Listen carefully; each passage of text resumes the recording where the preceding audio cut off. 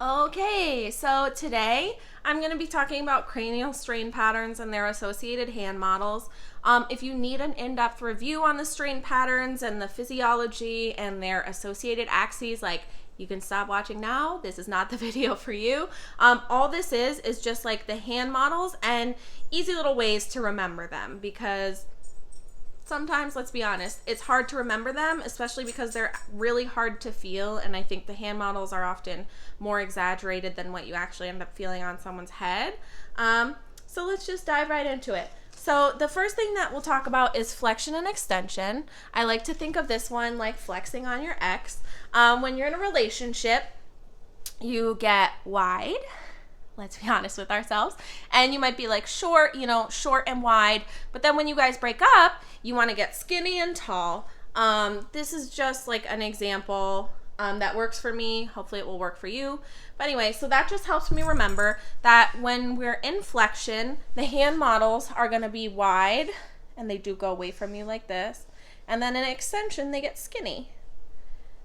And you can correlate that with the heads. Flexion is short and wide. Extension is skinny, flexing on your ex. Okay, so the next thing we'll do is torsion. When I think of torsion, I think of just like torque or twisting or something like that. Literally, if you think of like twisting a cap on a bottle like this, that's pretty much what it looks like. So when you do torsion, your hands are sort of just like twisting opposite ways from each other. And it's named for which greater wing or which pointer finger is more up. Okay, so this would be a right torsion, and this would be a left torsion. All right, so the next thing we have is side bending rotation. I like to think of this little picture here to help me remember. So if you think of drawing like a bent tube, I guess, or just a really simplified version of a spine with really bad scoliosis, the side of the convexity is a really long line, and the side of a concavity is a really short line. So that helps me remember that when you have your hand model, on the side of the convexity, you're going to get wider, and on the side of the concavity, you're going to get skinnier like this, and they are going to move away or towards like this. So it is named for the side of the convexity, the wider side, just so you know.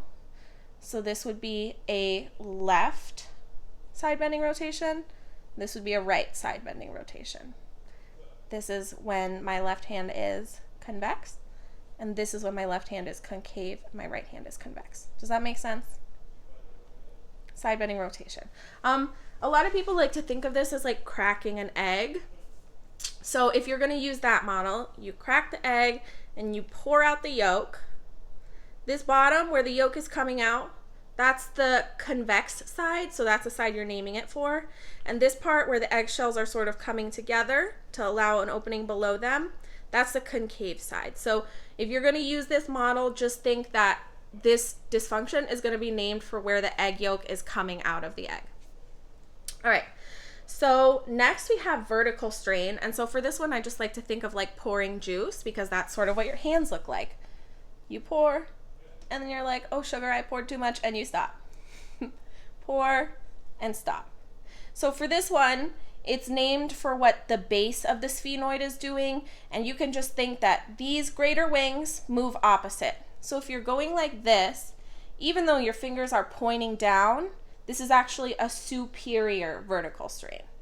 And if you stop pouring the juice, even though your fingers are pointing up, this is actually an inferior vertical strain. So pouring the juice, stop. All right, I hope that one makes sense. Lateral strain, I like to think, I don't know if you know what a slalom skier is, but it's those like super fast skiers that try to go in and out of those orange flags.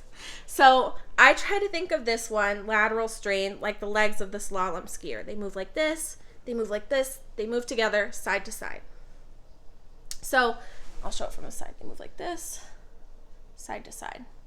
Okay, and so for this one, it's also named for how the base of the sphenoid is moving, which is, again, opposite of their fingertips. So here, even though my fingertips are moving left, this is actually a right lateral strain, and even though my fingertips are moving right, this is a left lateral strain. So that slalom skier named opposite of your fingertips because it's named for what the base of the sphenoid is doing. Okay, and then the last one we have for today is compression. I don't think there's like an official hand model for this, and I don't think it will show up like on a test, but I can't really guarantee that, so I'm just going to show it to you anyway. They like to say that a head that's suffering from SBS compression feels like a bowling ball. So literally, this is the hand model. It just doesn't move at all. There's no movement because of the compression. So I hope that helped you guys. Those are just like quick and easy ways to remember these things. And I'll see you next time.